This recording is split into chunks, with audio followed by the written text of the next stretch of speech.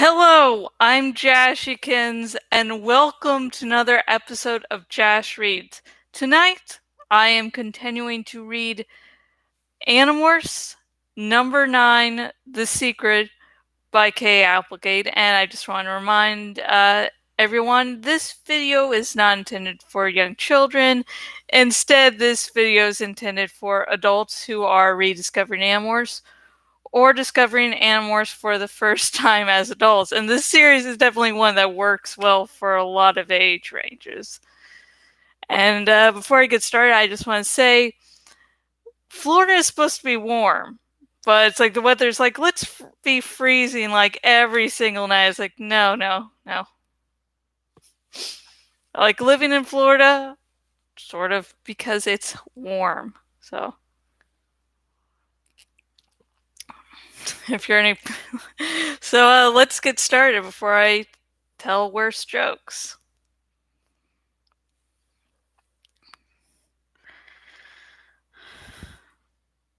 My parents expected me to be at Rachel's house. Her parents expected her to sleep over at my house. My house was easier to sneak into, so that's where we went. It was almost dawn by the time we demorphed. We crept through my dark living room and up to my room, trying not to make the stairs squeak. I loaned Rachel a big flannel shirt.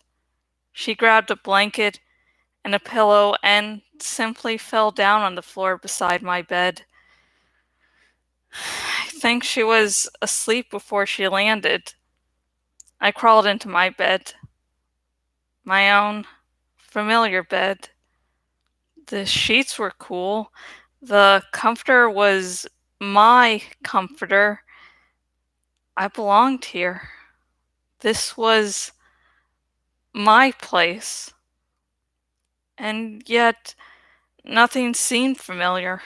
The shadows cast by dim starlight on the walls, the shapes of shirts and overalls hung from big hooks on the walls, the bindings of books I'd read right here in this room. None of it seemed real. I closed my eyes, then opened them quickly. How could it be? How could I remember what that chamber looked like? What the termite queen looked like when I'd had no eyes? But still, I remembered it all. I saw the chamber dug from the rotted wood by hundreds of workers, and I saw the huge queen. I felt my pincers. I hadn't just destroyed her. I had destroyed the entire colony. I had done it to save myself and my friends. I wanted to throw up, but I would have had to get out of bed to run to the bathroom. And I felt like I never wanted to leave that bed again. I love animals. I've been raised all my life around them. I love nature. But what did I really know about it? I have been more animals than many people ever see in a lifetime. I have flown with the wings of an osprey. I've raced through the ocean in the body of a dolphin. I've seen the world through the eyes of an owl at night and smelled the wind with all the keen senses of a wolf. I've flown upside down and backward in the body of a fly. Sometimes I go out into the far fields at night and become a horse and run through the grass. And everything I've been, every animal, is either killer or killed.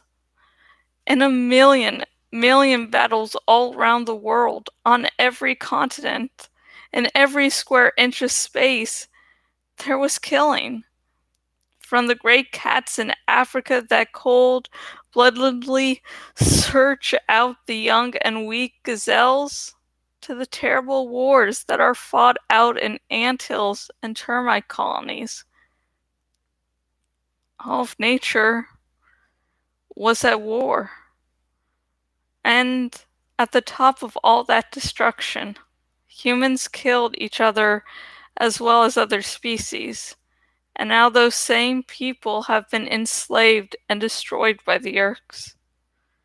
Nature at its finest. Cute, cuddly animals who slaughtered to live. The color of nature wasn't green. It was red. Blood red.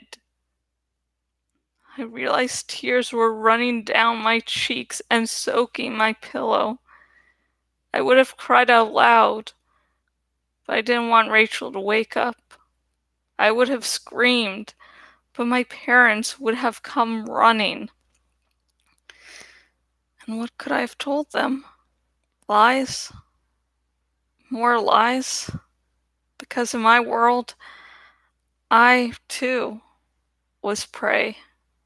The Yeerks were hunting me. I was scared. I was alone. I didn't know what was going to happen to me. And then I thought of the lost skunk kits, unlovable creatures to most people. They were scared and alone, too.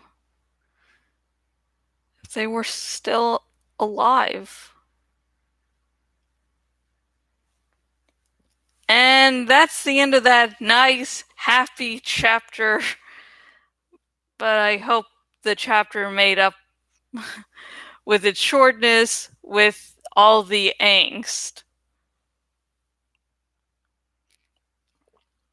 As I stated in last video, Cassie knew that killing the termite queen was not just killing one animal, it was killing an entire colony. You know? And I like her reflection on nature. And also it reveals a little bit of her hypocrisy. I'll remember how to say that later. She's like, she loves animals, so she knows nature. And nature isn't pleasant, as she says. The color of nature wasn't green, it was red, blood red. I mean, nature is beautiful and awesome, and there are a lot of things to appreciate in nature. But, you know, you can't idealize it too much. Yes, these things are beautiful, they're awesome, but also they're dangerous. There's so much gross and weird shit that happens in nature that wouldn't exactly fit on one of those, little sayings that are supposed to cheer you up, like you can put on a poster. Because nature, as she said, is not green. And she both loves and hates nature. She loves nature and wants to strive to protect it, but also she's disgusted by what happens in nature. And something that's going to be coming up in this book, I can't remember when. I'll definitely be discussing her hypocrisy a little bit more. I love my gal Cassie, but yeah. Okay, so my question for you tonight is, could you fall asleep easily after experiencing a horrific mission? Like, Cassie's already experiencing PTSD. We're like maybe 10 books in. And so, you're having the fate of the world on the hands, and if a mission goes wrong and you have to go home, get some sleep, so you can get ready for school, could you fall asleep easily, or would it just be a night you wouldn't go to sleep? Please comment down below, and also comment anything else you notice about this chapter. Any comments, questions, concerns, comment down below. And remember, no major spoilers. I'm hoping against hope that people can be brought into the Animorphs fandom via these videos, so no major spoilers, please. And if you are watching this on the YouTubes, please like this video. And also, subscribe to this YouTube channel so you don't miss out on anything else I do here. You know, including reading the entire Animorphs series. It's taken a while, but, you know, we're getting there, we're getting there.